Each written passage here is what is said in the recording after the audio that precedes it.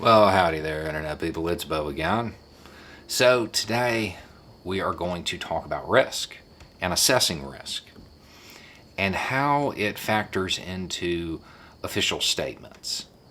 Because we hear a lot that some official had to do something because there was a risk and they had to mitigate it. They had to engage in some kind of behavior to stop that risk. They had to use force to stop that risk, specifically that threat, right? And a lot of times what you hear is, well, I was in fear. Fear doesn't make a threat. I mean, you could be afraid of stuffed animals. The stuffed animal isn't a threat.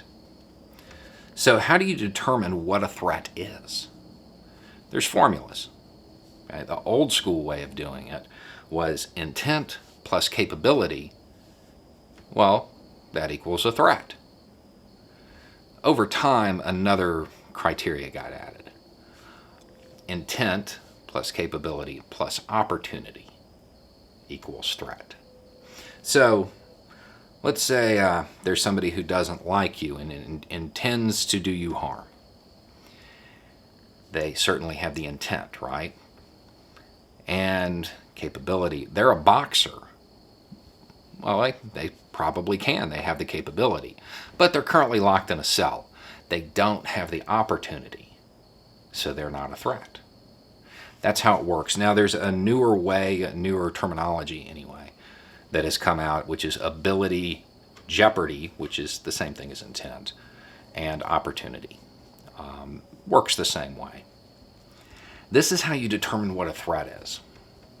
So when you just hear that, well, they were a threat, I was in fear, run through that little cycle. Did they have intent, capability, and opportunity? Because if they don't, well, they're not a threat. Now, as far as I know, every advanced military and law enforcement agency in the world uses this or something just like it. It may be different terminology, but this is how threats are assessed. This is how you determine whether or not something is a threat. Give you another example. Let's say there's a kid who has a BB gun and they are about to shoot it at you. They have the intent to do harm, and they kind of have the capability, and they have the opportunity. But what if you're wearing a vest and have goggles on, and you know the likelihood of you actually being harmed by that BB gun is, well, slim to none?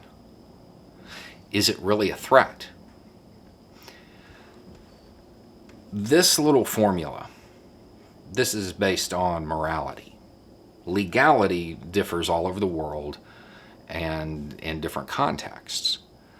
But as we've become a society that is so willing to use violence for pretty much anything, maybe we should start leaning back towards the morality side of it and determining whether or not it was actually necessary to use force, rather than just something that could be justified out of fear. Anyway, it's just a thought. Y'all have a good day.